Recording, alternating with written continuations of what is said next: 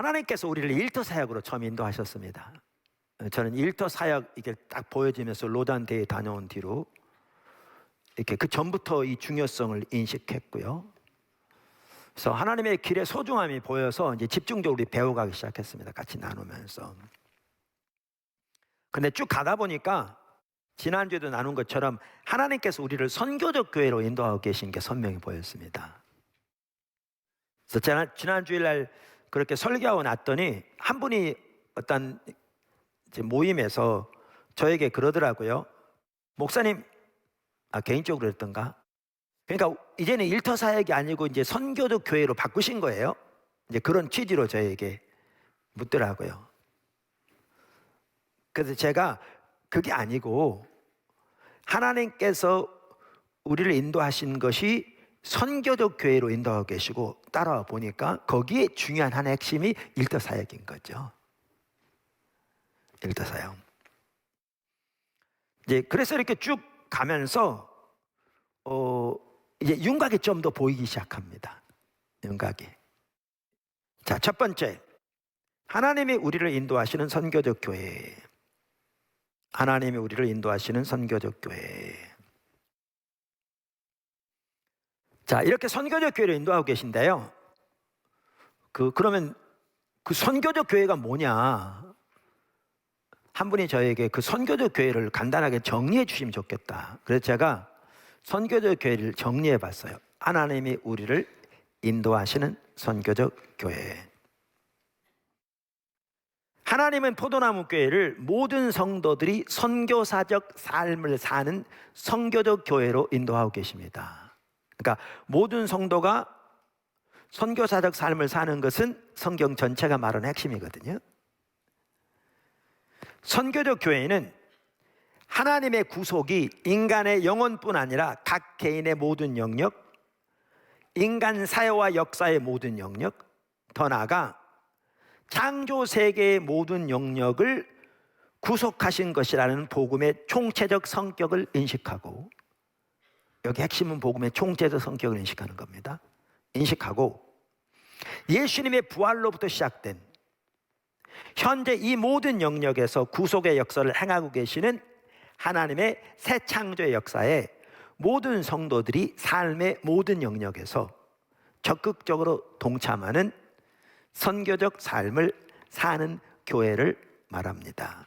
이 삶을 사는데 매우 중요한 한 부분은 각 성도가 자신의 일을 통해 그 하나님의 역사에 동참하는 것입니다. 이게 하나님께서 우리를 인도하고 계시는 선교적 교회입니다.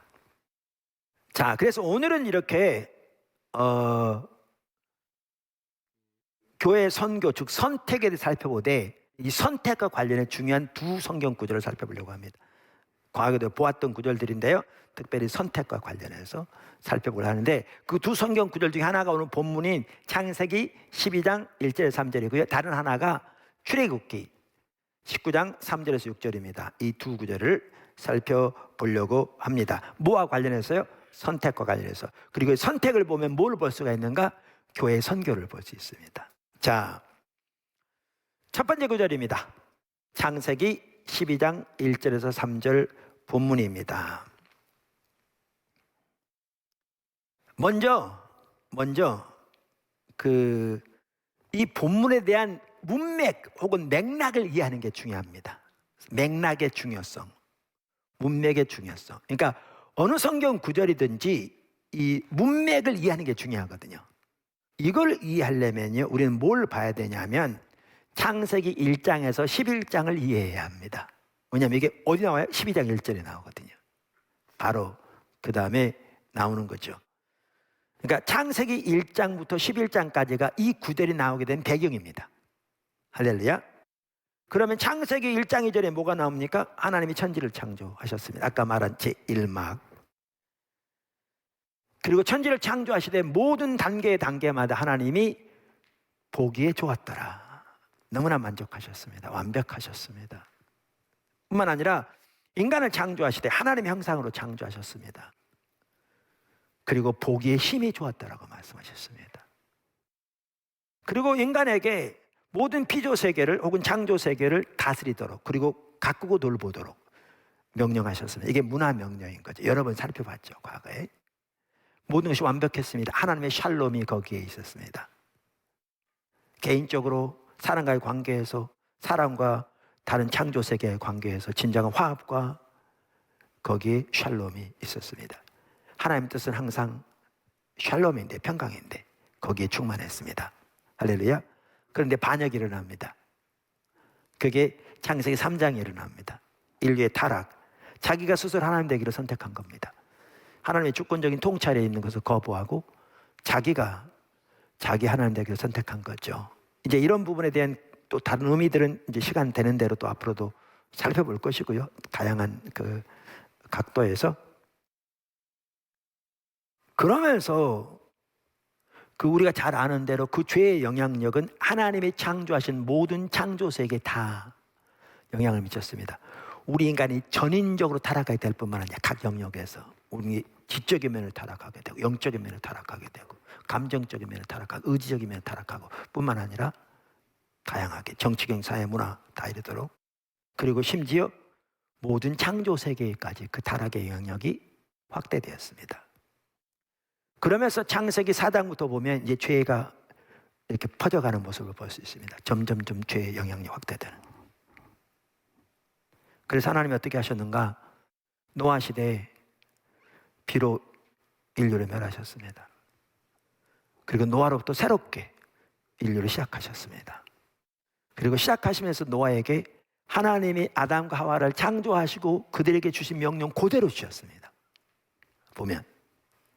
그런데 새로운 인류를 노아로부터 시작했지만 달라진 건 없었습니다.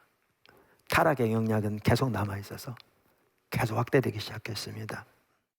그래서 그것이 계속 확대되면서 어디까지 왔느냐 하면 바벨탑과 바벨성을 짓는 데까지 왔습니다. 타락의 극치, 자기 스스로 하나님 되기를 선택한 타락의 극치. 그러니까 하나님께서 인간을 창조하신 그러한 요소들은 거기에 있었는데, 구조라고 표현했잖아요. 방향이 근본적으로 잘못되어서 타락은 날이 갈수록 전 영역에서 이렇게 확대되고 있습니다. 이게 11장 마지막 부분입니다. 이 자리에서 하나님의 선택의 기로에 놓인 거죠. 다시 인류를 멸할 것인가? 다 심판하고 포기할 건가? 아니면 그 상황에서 이 구절이 나온 겁니다. 12장 1절. 그 상황에서. 자, 이렇게 이 맥락, 문맥을 살펴보았고요. 이제 내용을 살펴봅니다. 내용을. 여기 이 본문의 내용. 창세기 12장 1절에서 3절의 내용. 크리스토퍼 라이트 박사가 여기 잘 정리했더라고요. 그분은 참고로 구약학자입니다. 여러분 얘기했던 것처럼. 그분이 이 부분을 이렇게 정리했어요. 사실 여기에 보면 명령문이 2개 나와요.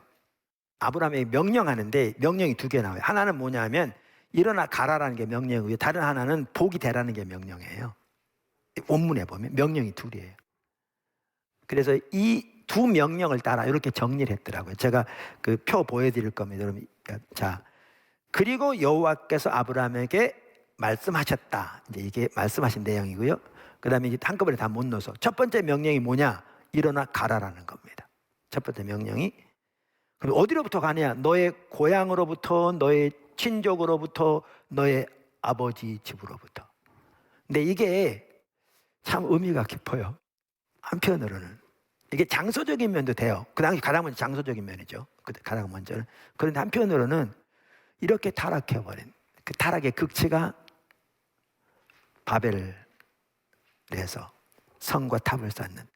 근데 그 바벨로부터 이 노부부를 택한 거거든요.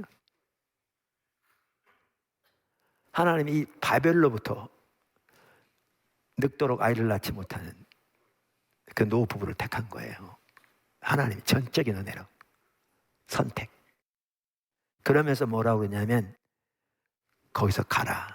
그러니까 한편은 우리가 이게 이런 의미도 분명히 있어요. 우리가 이 우상 숭배적인 이교도적인 세계관과 이야기에 토대한 그 문화 속에 살고 있잖아요. 거기서 택하신 거죠. 교회를. 그래서 우리에게 선교적 교회로 우리를 명하신 한 가지는 일어나 가라라는 거예요. 집 나가라는 얘기가 아니고 그 문화, 그 우상숭배적인 세계관, 그 하나님을 대적하는 그 사조에 기초한 이야기에서 떠나라는 거죠. 자, 그래서 집으로 떠나라. 그리고 내가 내게 보여줄 땅으로 가라. 영토가 관련되기도 하고요. 그러면 이제 이렇게 하겠다는 거죠. 주님이, 하나님이 뭐라고 그랬어요? 그러면 내가 너를 큰 민족으로 만들겠다. 내가 내게 복을 주겠다. 내가 너의 이름을 크게 하겠다. 그러니까 아브라함에게 있다도 나오지만 주신 것은요, 먼저 그가 복이 되게 하신 겁니다. 여기 복이 되게 하신 겁니다. 자, 그 다음에 명령이 또 나와요. 일어나 가라고. 또 다른 명령이 있어요. 하나, 뭐라고? 두 번째가 복이 되라. 그 얘기죠. 두 번째 명령이 여기 나옵니다. 그리고 복이 되라. 근데 그 복이 되는 자의 말하면서 연결이 나오죠. 나는 너를 축복하는 자를 축복하겠다. 반면 너를 얕잡아 보는 사람을 내가 저주하겠다. 이제 이분이 그렇게 쉽게 번역한 거죠. 그런 내용이라 그 말이죠. 그 다음에 그리고 너의 안에서 땅의 모든 친족 집단이, 족속이 그 말을 그렇게 번역해서 친족 집단이 복을 받을 것이다. 보면요, 복이 되게 하시고 그를 통해 모든 친족 집단, 모든 민족이 복을 받게, 복의 통로가 되기 위해 부르셨어요. 그 시점에서 하나님의 구속사역의 시작이에요. 그러니까 선택. 선택의 목적이 너무나 선명해요. 할렐루야. 그래서 이런 부분을 볼 때에 지난번에 살펴본 덤브렐 같은 학자는 창세기 12장 1절 3절은 타락의 결과에 대한 하나님의 답변이라고 표현하고요. 이제 아브라함을 부르심으로 준비된 것은 세상의 구속사에 대한 신학적 청사진이다. 이게 전체적인 그림이다. 이렇게 말하고 있어요. 그래서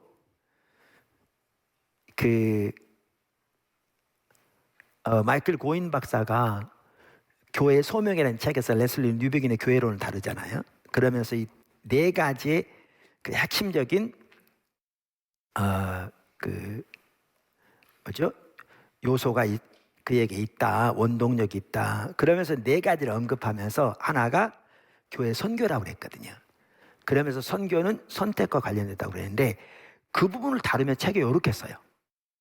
이 이야기의 중심 줄거리는, 성경에 나오는 하나님의 백성, 그러니까 하나님의 이야기의 중심 줄거리는 하나님의 선택된 백성이다.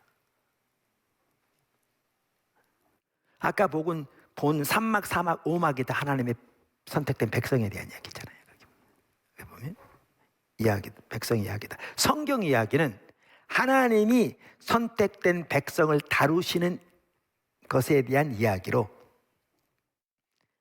하나님이 세상을 위한 자신의 목적을 그들 안에서 그리고 그들을 통해서 이루실 것이다. 할렐루야. 선택된 백성 왜 선택하셨는가? 그들 안에서 그들을 통해서 세상을 위한 하나님의 목적을 이루실 것이라 그 말이죠. 할렐루야. 그들은 자신들의 삶 속에 보편 역사의 목표를, 즉 하나님이 모두를 위해 의도하신 화해와 회복을 떠맡는 백성이어야 한다. 우리의 정체성, 소명. 그러면서 이렇게 말합니다. 그들은 복된 백성이다. 참으로. 그러면서 또 더 나아가 이렇게 말해요. 그들은 또한 복이 되어야 하는 백성이다. 그들은 모두를 위한 복의 통로가 되도록 세상을 위해 선택되었다. 이게 지금 무슨 얘기하고 있어요? 아까 그 구절 미리 읽어드렸잖아요. 그들은 무엇보다도 하나님이 자신의 목적을 이루시는 장소다. 그러니까 먼저 하나님의 목적이 어디에서 이루어져야 되느냐? 하나님 백성들 안에. 그래서 복이 먼저 돼야 돼요. 돈 많이 버는 걸 말하는 게 아니고요. 그게 필요를 위해서 하나님이 하실 수도 있지만 그들이 먼저 복이 돼야 돼요. 하나님의 목적이 그들 안에 먼저 이루어져야 돼요. 그러니까 선교적 교회가 되는 게 먼저 중요해요. 이렇게 이 선택에 소중하게 여겼던 이유를 이렇게 들고 있는데 우리는 성경을 전체적으로 보면 이걸 정확하게 이분이 정확하게 본 걸로 볼 수 있죠, 지금. 그래서 선택이 얼마나 중요하고 이 선택이 교회의 선교와 어떻게 연결되어 있는가를 명확하게 보았어요. 그 레슬리 뉴비기닝 정말 잘 봤어요.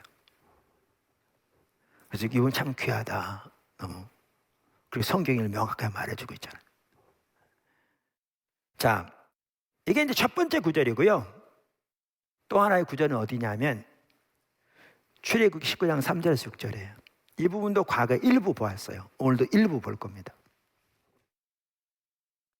자, 잘 아는 구절이죠. 한번 읽어볼게요. 3절에서 6절 같이 볼까요? 한번. 모세가 하나님 앞에 올라가니 여호와께서 산에서 그를 불러 말씀하시되 너는 이같이 야곱의 집에 말하고 이스라엘 자손들에게 말하라.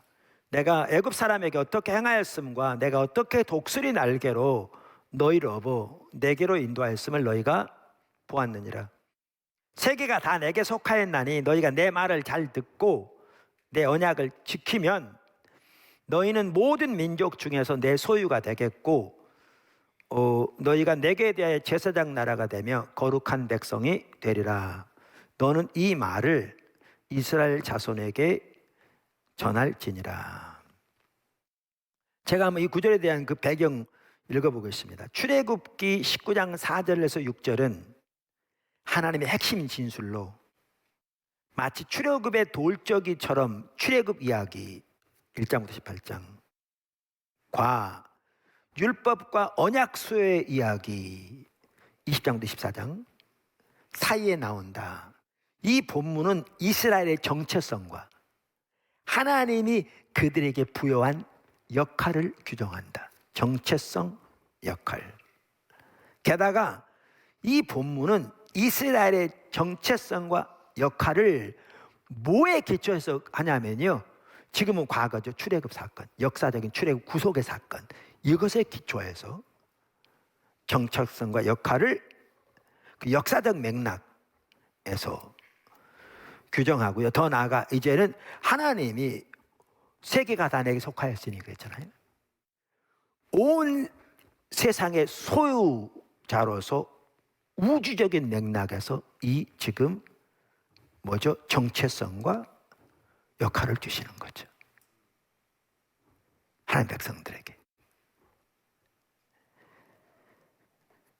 그것은 하나의 이야기며 그러면서 이렇게 말합니다. 출애굽기 나머지 부분과 레위기에서 시내산 언약을 공표할 때, 그러니까 출애굽기에도 계속 나오고 레위기에서 시내산 언약을 공표하는 거 나오는데 이 전체에 대한 신학적 서원 역할을 한다. 그러니까 요한복음에 보면 1장 1절부터 14절까지가 서문이거든요. 요한복음 전체에 나오는 핵심적인 메시지를 요약해 놓은 게 서문인데 이 구절이 출애굽기 전체 이야기예요. 또 뭐죠? 시내산 언약 전체의 서문이다. 기초다. 이렇게 말하고 있죠. 그러므로 뭐죠? 시내산 언약의 모든 세부 사항들은 이 구절을 토대로 이해한다. 이렇게 말합니다. 그만큼 중요한 배경 역할을 합니다. 자, 그러면 여기에도 보면 아까도 말씀드린 대로 지금 선택과 관련해서 지금 나누고 있는데요. 우선 한 두 가지를 간단히 언급하면 우리가 여러 번 살펴보았듯이 이 구절에 보면 하나님의 구원 행위가 관계적 성격을 띠고 있는 걸 볼 수 있어요. 무슨 말이냐면 하나님이 그들을 애굽에서 건져내야 돼 하나님의 그 놀라운 능력과 권능의 손을 펴서 하나님께로 인도했다고 그랬잖아요. 하나님과 친밀한 교제로. 핵심이 관계적 성격인 걸 볼 수 있어요. 아멘. 원래 일부 사람들은요, 구약에서는 행함으로 구원받았고 신약은 믿음으로 구원 온다고 그러는데 그건 전혀 말도 안 되는 얘기입니다. 구약에서도요, 전혀 행함으로 구원받지 않았습니다. 그 말도 안 되는 얘기입니다. 그거는 전혀 성경을 모르는 얘기입니다. 전혀 그렇지 않습니다. 근데 여기 중요한 게 있습니다. 먼저 살펴보기 앞서서 지금 이게 몇 장에 나와요? 19장에. 이 얘기 뭐냐면 18장까지 이미 출애굽한 후입니다. 이들이 언약을 잘 지켰기 때문에 하나님이 출애굽시킨 게 아니고요, 전적인 하나님의 은혜로 하나님의 능력의 손길로 그들을 건져내셔서 여기 지금 데려다가 여기에 이 말씀하신 거거든요. 그러니까 전혀 그들의 그 행함의 결과로 된 게 아닙니다. 그래서 이 크리스토퍼 라이트도 이렇게 말합니다. 잘 정리하고 있습니다. 정확한 이해입니다. 하나님이 이스라엘 백성들을 구원하신 것은 그들을 향한 그분의 은혜로운 사랑 때문이지, 그들이 구원받을 만하거나 하나님께 순종함으로써 그것을 얻어낸 것이 아니었다. 이건 성경 전체 명명백백합니다. 반복해서 하나님 그 말씀하십니다. 율법에도. 할렐루야. 그런데 이제 여기에서 끝나지 않습니다. 이게 참 중요합니다. 이게 사실 제가 그동안 수없이 많이 설교했던 내용이기도 합니다. 그러니까 정확하게 같은 관점에서 지금 말하고 있는 거죠. 정확하게. 이제 그래서 은혜로 선택받았고 하나님의 사랑 때문에 하나님 백성 되었고 거룩한 이란 그 정체성을 갖게 되었다. 이 놀라운 정체성, 하나님 백성으로 선택받은 백성으로. 그거는 이제 다 이해했어요. 근데 여기서만 딱 끝나버리면 이제 반쪽만 하는 겁니다. 제가 먼저 이 크리스토퍼 라이트 얘기를 먼저 읽을게요. 그리고 설명을 할게요. 여기까지 딱 말하고 난 다음에 이렇게 말합니다. 그러나 이제 전환점이 있는 거죠.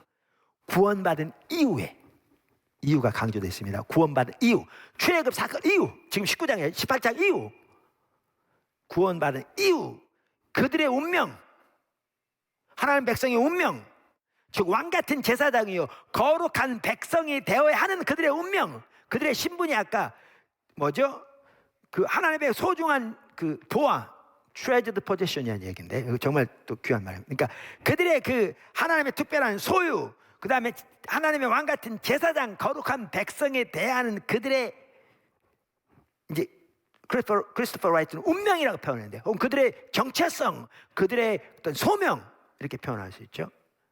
운명은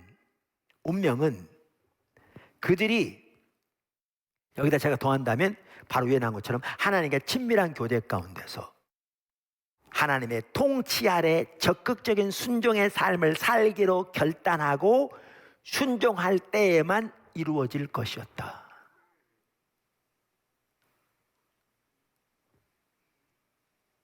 할렐루야. 그러니까 여기에도 조금이라도 다시 언급할 뭐가 나오냐면, 여기에도 뭐가 나오냐면 선택이 먼저 나오고요, 은혜로. 그 다음에 윤리가 나옵니다. 윤리가. 그 다음에 뭐가 나오면 선교가 나오는 거죠. 다시 말하면 하나님 처음 하나님 백성을 택하실 때부터, 선택하실 때부터 선교를 왜 선택하셨다니까요. 그들을 통해 열방이 복을 얻도록, 복이 되게. 할렐루야. 왜 레슬리 뉴비긴이 그토록 선택을 강조했는가? 이렇게 하나님의 이야기에서 선택을 보면 그게 교회의 선교와 핵심적으로 관련 있는 것을 볼 수가 있는 거죠. 핵심적으로. 그래서 하나님께서 우리를 선교적 교회로 인도하고 계신다는 것은 하나님이 처음 아브라함을 부르실 때부터 이제 그것이 예수님을 통해 구속의 성취로 이루어지고, 이제 예수님이 제자들을 보내신, 우리 흔히 대임령을 말한 이게요, 이 전체적인 이야기의 맥락에서 되어져야 합니다. 이해돼야 합니다.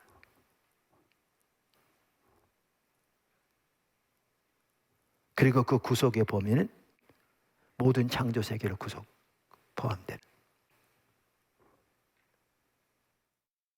그 소명을 위해 택하신 거죠. 우리가 많은 경우 우리는 하나님의 선택을 받은 백성이라고 맞습니다. 소중한 하나님의 백성 자녀. 근데 거기에만 안주하면서 때로는 자만하고 때로는 이스라엘 백성들이 일부 그랬던 거죠. 우월감을 가지고 다른 백성들을 멸시하는 자리에 간다면 정말 그 소명을 실패한 이스라엘 백성들처럼 되어버리는 거죠. 더 심각하게. 그래서 선택을 살펴보면서 이것이 어떻게 교회의 선교와 연결되는 거지. 우리가 아까도 아는 것처럼 그렇게 우리의 선택, 그 은혜에 감사하면서 우리가 그 소명 늘 인식하면서 그 주님의 은혜를 구하면서 주님 따라가는 우리 포도나무교회 되기를 간절히 소원하고요. 또 우리가 그렇게 우리 모두가 주님을 잘 따라갈 수 있기를 주님을 축원합니다.